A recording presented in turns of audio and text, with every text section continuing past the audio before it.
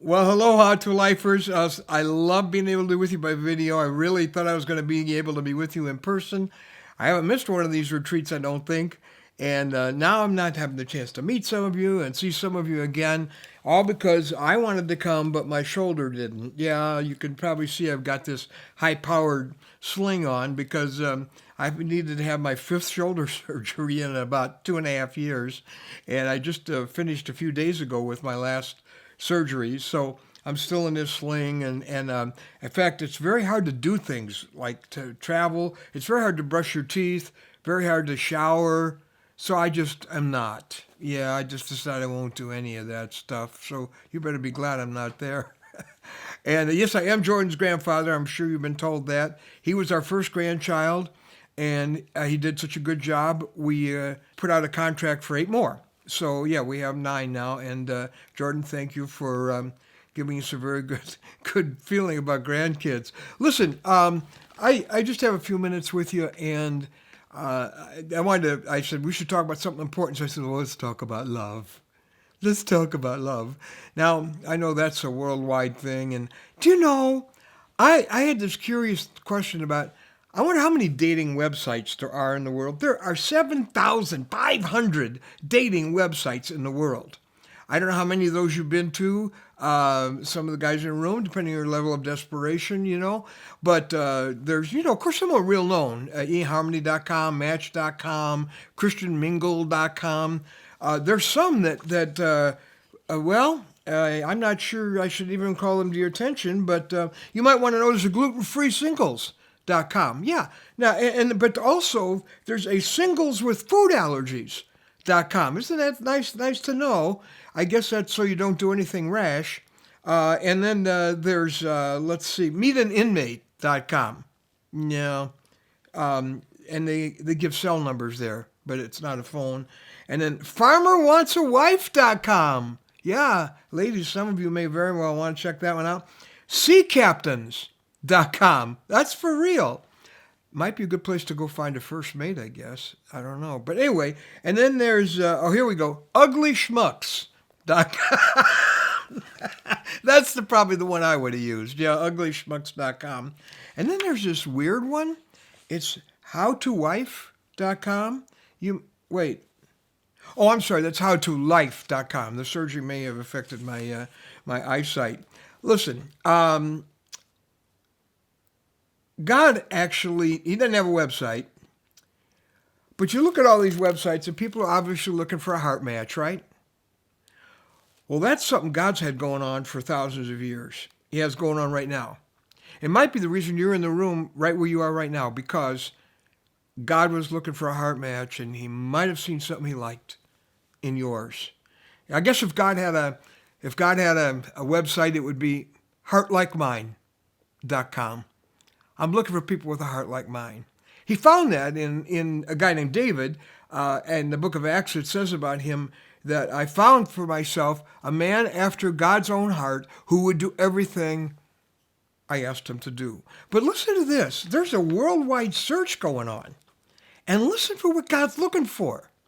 It says this in 2 Corinthians chapter 16, verse 9.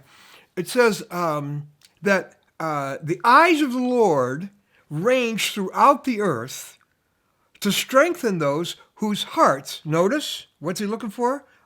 A heart.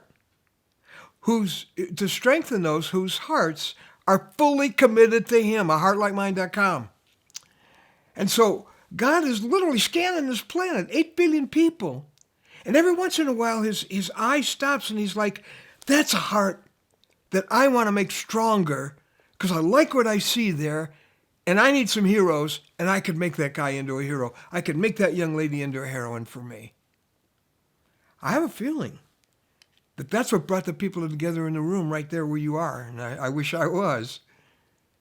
Is that God saw your heart, and he said, this is a heart I can do something with. The thing I love about that is it doesn't have anything to do with talent, does it? It doesn't say he's looking for talent. It doesn't say he's looking for beauty. It doesn't say he's looking for scholarships. He's not looking for championships. He's looking for a heart. Well, that could be anybody. Anybody who's got the right kind of heart can be God's hero.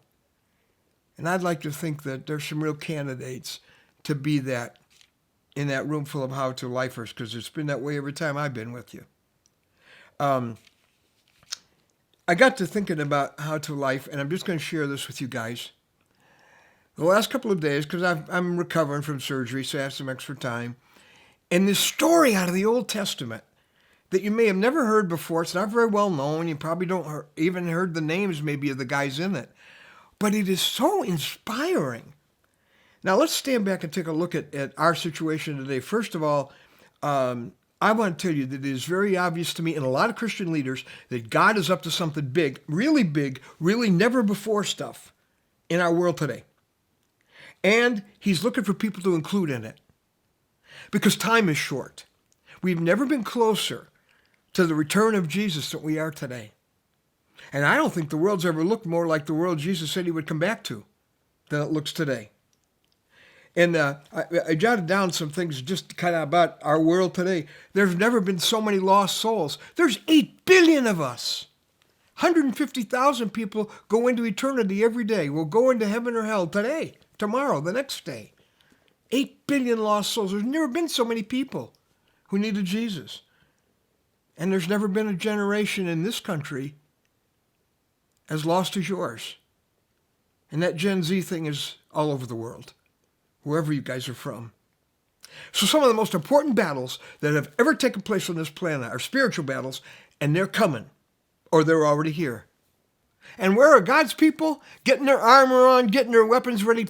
Not. They're asleep. They're not even anywhere near the battlefield. They're like, which way's the buffet? Not which way's the battlefield. So, now the story. 3,000 years ago, don't let that bother you, because you'll see we have so much in common with them. And I see you guys in this story. I think you will too.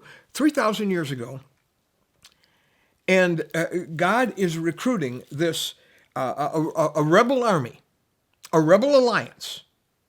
Why? Because the wrong king is running things. King Saul's not supposed to be the king. Not anymore. And the wrong guy is running things. And God says it's time for the right king to be on the throne. And I want some people who will give themselves to the cause of putting the right king on the throne. Now look at our world. You can tell that the wrong people are running things. Look at the hate. Look at the hurt.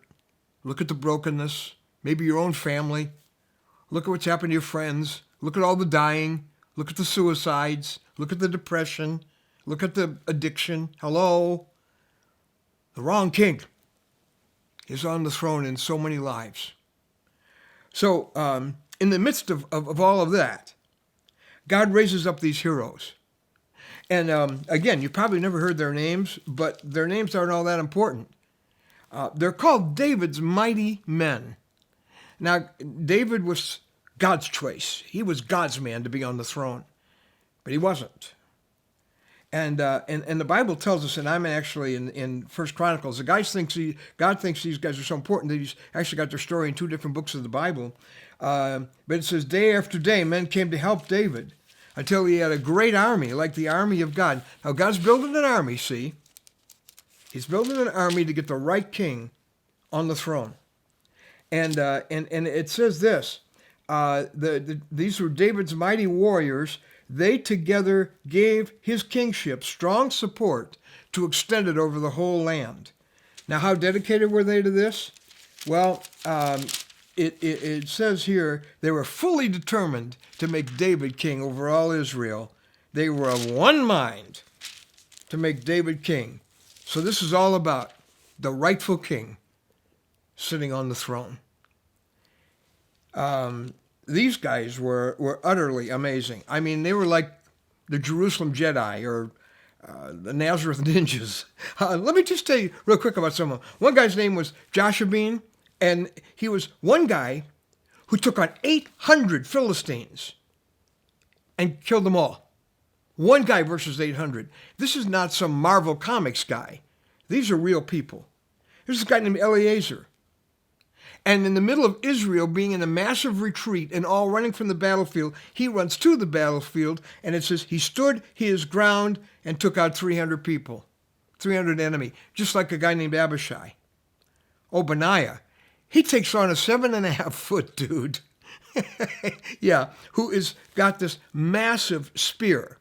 And what does Benaiah have? He has a club. Hey, I have my lightsaber club right here. And he's not going to win with that. He disarms this guy and kills him with his own spear and takes out two of the biggest guys there were in the enemy army. Here's my question. Why do these guys risk it all? Why have they left their families? For a cause they're not sure is going to win? I'll tell you why.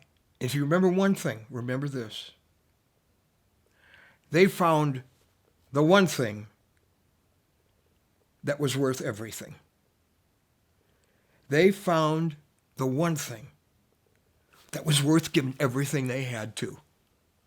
To say, I am going to lose the rest of my life in a cause greater than me. This king, our king, King Jesus.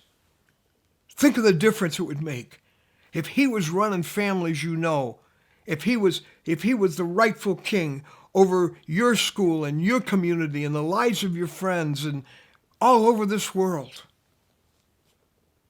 And he wants to ask you, like David's mighty men, to join and say, I want you to give everything for the one thing that's worth everything.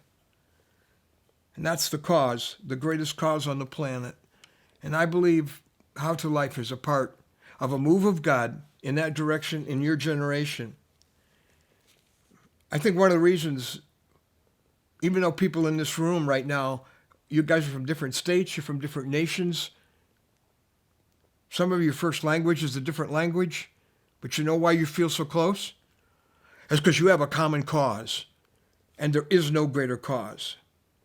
So what's God looking for? He is building what I would call the last battle's rebel alliance to take on the kingdom of darkness and say, no longer.